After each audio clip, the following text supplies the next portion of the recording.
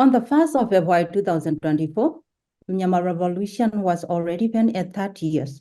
During this period, there has been ongoing conflict between SAC militaries and various revolutionary forces, including several ethnic armed groups. Notably, in October 2023, Operation 1027 happens, and it has been widely considered a significant turning point for the Supreme Revolution. Today, our programs aim to delve into the current situations and the future prospect for Myanmar in 2024. So we are delighted to welcome our guest, Mr. Igor Blazevic, a respected political analyst who has written numerous articles on the Myanmar issues, particularly following the coup. Welcome, Mr. Igor. Thank you very much. It is really a big pleasure and big honor for me to be your guest today. Yes, thank you so much. And first of all, my question is, how do you see the current situations of the military as a regime and the current situations of the military as an institution? So, look, we can think about military on 3 layers. So the first layer is a military as a current junta, as a Min Aung Hlaing and SAC. And they are broken. They are completely broken. They are deadly wounded beasts. And they will go. We don't know exactly when they will go. We don't know how they will be toppled down and removed, but they cannot survive. And they will go in the dustbin of the history as the worst ever murderers and dictators in the history of Myanmar. The question when they will go will influence how much more damage and suffering the SAC will inflict on the people of Myanmar. They have already done enormous damage, enormous suffering, but if they drag on longer, that suffering will continue. In a moment when they are removed, Myanmar has a realistic chances to come back to the certain political negotiations and take the country out of the crisis. The second level is a Myanmar military as a regime, as a basically power interest group of the former military officers, current top military officers. So the interest group which wants to keep the control over power, political power and economic power. In a way, how SAC will be defeated will significantly influence what will happen with this interest group, whether they will be removed as well and taken out of the political and economic role, or they will keep in some way their involvement in the politics. And the third level is just kind of the military as ordinary soldiers, as an army, as a navy, as an air force. If the SAC will be removed, if the military as an interest group will be taken out of the politics, these elements of the military will need to be significantly transformed into the new security system of the future Myanmar. Yeah. So what is your prediction on the future possible renews or these three things? Yeah, the trees. Yeah. But look, let's say now, what is critical? Let's say that the pressure on the junta must continue and must continue from many different sides. It must be the military pressure of the different resistant forces. It must be ongoing civic pressure, ongoing economic pressure, and what is the danger? The danger is that Myanmar neighbors and ASEAN and other players in Asia, they don't want to see the military removed from the Myanmar politics. And what they would like to see basically to go back to the triangle between the military as a negotiating partner, ethnic armed organization as a negotiating partner, and some political force which is representing Burma political people. So the neighbors would like to go back to these triangle negotiations. For the people of Myanmar, that is not acceptable. And really what will influence is whether the resistance will continue to make a pressure to remove not only Min Aung Hlaing, but also to remove this political concept of the military remaining a player in a politics. And in order to do that, it's really also very, very important to achieve the further military victories, but also to have a very significant diplomatic offensive of the Spring Revolution forces to persuade outside players that military should not remain as a stakeholder in a future Myanmar politics. So how to understand the roles of the NUGs, EAOs, and the actors of the Spring Revolutions and their how can I say, cooperation, yeah. But look, the NUG, ethnic revolutionary organizations, but also strike committees and others, they are incredibly important leadership structure of the Spring Revolution. And you can't have a struggle, you can't have a revolution, you can't have a liberation struggle without a leadership structure. And the NUG, the ethnic revolutionary organizations and the strike committees, the civic disobedience movement, the civil society, NUCC, all of them are in a different way providing the political leadership, the military leadership, and the civic leaderships of the resistance. And then we have the communities, the brave people of the Myanmar who are providing energy of this change and revolution. This is a collective leadership. Collective leadership always means there are obstacles, there are problems, it is a little bit messy, a little bit complicated, but it can't be different in Myanmar. The only way how we can move forward is through the constantly realigning all these different forces into the common purpose and common structure. So I think that they have played a very, very important role. They are still playing important role, and they are providing this a little bit messy, but necessary leadership. Yeah. So during these days, the international community criticized and also suggest that the NUG is supposed to have a roadmap for the future military coalition. So my question is, how do you think the NUG the joint position statement on January 30? Well, let me first say that this demand from the international community is really not sincere. This is international communities is using that as an excuse why not to help people of the Myanmar in their heroic struggle. The people of the Myanmar and their political and other leadership has provided a lot of very, very clear ideas how they want to see the future of the Myanmar, and neighbors and international community has not provided the meaningful assistance. So it's a really not fair criticism. Now, when we come to the joint statement, I think it's a very, very important document, or it's a very, very important step forward. And that is creating something what I call the gravitation point of the joint victory, because we need a certain center, we need a certain key players which have created the political consensus between themselves, which is not a final constitution, but it is a basic for the solid political agreement. And this gravitation point is now bringing everybody else to this center joint plan.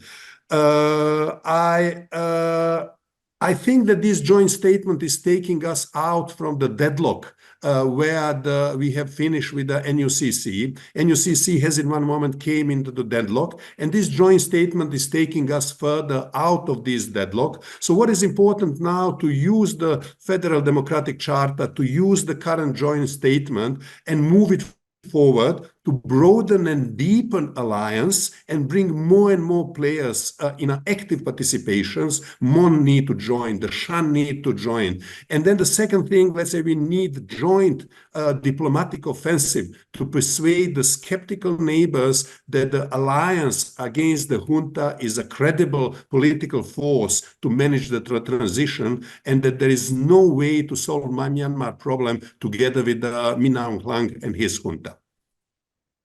Yes, thank you. So in this case, what is your assessment of the China policy toward the current Myanmar situations?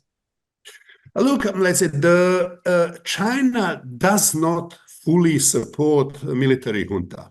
And that is a good story, because if China have supported Min Aung Hlaing and military junta, for example, in a way how Putin has supported Assad in Syria, then the Spring Revolution would be defeated long ago. China didn't provide the junta with the help, but China wants, and China is not the only one. This is what the Thailand want, what India want. Everybody wants, as I mentioned, this triangle, that military remain with the political role, that ethnic arm organization, a separate entity of the negotiations, and then there is somebody who is politically representing Burma, and then create the pact of the elites, and not remove military from the politics. And they believe that will bring stability. This is a wrong assumption, but this is where they are. And we need to persuade them that military will be removed from the military victories of the resistance forces, and that we have a credible political alliance. Yeah, but in this case, regarding to the China, the most analysis, China is focusing the stability issues in Myanmar. But lately, China has played as a mediator between the State Administrative Council, SAC, and the Three Brotherhoods Alliance group. Now again, regarding the situations in Rakhine, and China seemed to be signaling its intention to employ the similar approach to invent between the SAC and the AA, similar to the involvement in the Three Brotherhoods Alliance. So this situation make us to consider the China motive and a strategy behind such action. Do you think that the China solely focus on the maintaining stabilities in Myanmar? Yeah, look, let's say China wants stability in Myanmar. That's without question, and China wants, and everybody else wants it. Nobody wants to support democracy. Nobody wants to intervene in Myanmar because of the crimes which junta is doing. Let's say we simply do not live in that kind of the world anymore. Geopolitically, now everybody cares about their own economic and geopolitical interests, and everybody is looking for the stability to advance their own interests. This is the hardcore geopolitical reality of the current international relations. So China wants stability, and Thailand want, and Indonesia want. The problem is that they all believe that the military is inevitable, indispensable stakeholder of the stability, which is not. Let's say we know that it's not. This military is the main and only source of the instability of the Myanmar, of the breaking up the Myanmar as a state.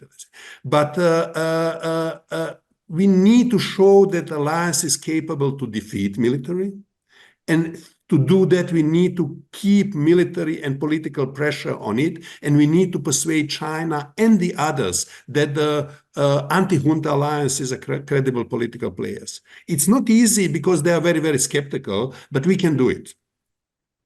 Yeah, but in this regard, NGS has and the leading roles, and also the NUG need to find the right balance between the different actors, and also bearing the and mutual understandings, and also what you said, like the persuade the China. So do you then that would be possible? Look, like NUG cannot do it alone, and the fact that that China doesn't talk with the NUG openly, there are some indirect contacts The fact that India does not talk with the NUG directly, although there are some kind of the below the screen contacts, this is not the failing of the NUG. Let's say this is that those countries don't want to accept NUG as a partner. So my response will be NUG cannot do it alone, and what we need a really coordinated effort of the number of the stakeholders, the ethnic players, the NUG, but also civil society, advocacy groups, all together to have a certain coordinated international relations strategy. And we need, let's say, piece by piece, move them more and more into our direction. This is a battle, as the battle on the military battlefield. It's a just diplomatic, systematic diplomatic battle. And with a coordinated effort, with the joint diplomacy, I think that we can succeed in a similar way how we can succeed with the military struggle. So in this year, 2024, regarding to the ASEAN, and the Laos became the chairman of the ASEAN, and do you see that any possible changes apart from the current political stalemate? Look, now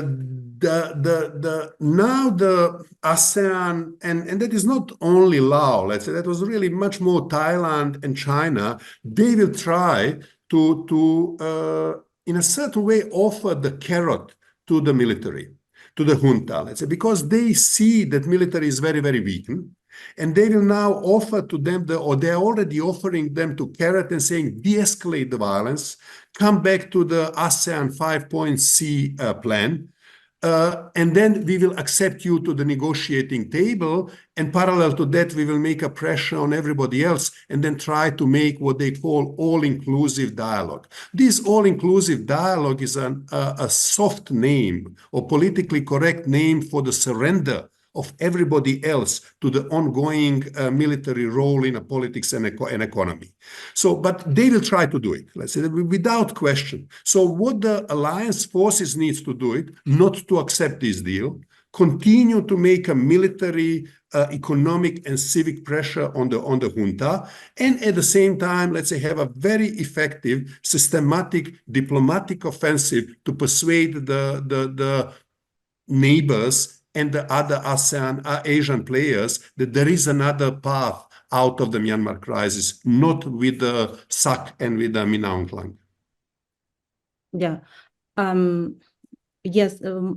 My next question is regarding to the United States and also the EU. And in this very year, 2024, what is the rules of these EUs and also the United States will be? Look, the EU will not do anything. The Myanmar is too far away. European Union has no leverage and no interest in Myanmar. So EU will be the source of the funding for the humanitarian aid. And with the EU, what we need to kind of channel European Union funding in direction of where the people are, so the aid money is not kept hostage in a junta hands. United States will be extremely busy with the election. It's election year there, and everything will be about domestic elections, not about international politics. So we cannot expect too much from the United States. United States will in a limited way remain supportive to the democratic and federalist forces, but in a very, very limited way, because they will be occupied with the domestics. We need to, to control the scenario domestically. This is a key. It's key to keep on changing reality on the ground. By changing reality on the ground, you change the perspective, who will be the winner. And in a moment when it will be obvious that the anti-junta alliance is the winner, then everybody else will come to make a deal with the anti-junta alliance and will basically going to drop, as I said, Min Aung Hlaing to go into the dustbin of the history. Yes. So what is your future outlooks in 2024? Look, I think I see three scenarios, three possible scenarios, and I think nobody can predict which one. One I will call the good scenario, and good scenario is there is ongoing momentum of the pressure on the junta and break them in one moment. That means, and that requires that political alliance holds. And that really means very, very active diplomatic activities by that alliance. When the SAC is toppled down, it will be possible to have a political negotiations and try to manage the process to the really new start. This is a good scenario, and we will need international players then to come to help. The bad scenario is that the neighbors will help junta to survive and keep on forcing everybody else to accept junta as a negotiating partner, or maybe military without Min Aung Hlaing. This is a bad scenario which will prolong the conflict. The worst possible scenario is that basically current junta entrench themselves in a big cities, make big cities the hostages, and make them as their human shield, and then basically continue to destroy and devastate country by trying to keep control only of the cities and destroying everything else. This is a very, very bad scenario, but the one which we can't completely exclude. And depends a lot mainly on how politically things will develop among the resistance players against the junta, and it depends also how successful or not successful the alliance will be to persuade internationals to stand on their side. Yeah. My last question is, how do you see the Aung San Suu Kyi and the rules of the Aung San Suu Kyi in this news in the playground? Yeah, political play. Yeah. Look, we don't know. We really don't know. She's isolated. She's out of the political game. I think that there is a possibility that in one moment Min Aung Hlaing, as his last effort, will try to manipulate her or manipulate with her for whatever reasons to try to divide the alliance. I don't think that he will succeed with that. He tried in a many different ways to divide the alliance, and he failed. So I think even if he tried that, he will fail. And I think, let's say that the best for Myanmar is in a moment when she is released, if she do what Mandela has done, become the senior respected political kind of symbol, but basically to leave the political process to be in the hands of those who have been leading the current Spring Revolution. I think that is the best future for Myanmar. Yeah. So do you have any message to give the audience? But look, let's say I just have a message of a deep respect and appreciation to the courage and determination of the people of Myanmar. I do think that the people of Myanmar can win in this struggle, but it is necessary to continue this struggle, which is hard. But there is a light. There is a light. There is a hope. There is a possibility to remove military dictatorship once forever. Yeah, thank you so much. And thank you for your insightful discussion. Thank you. Thank you very much for inviting me. It has been a real pleasure.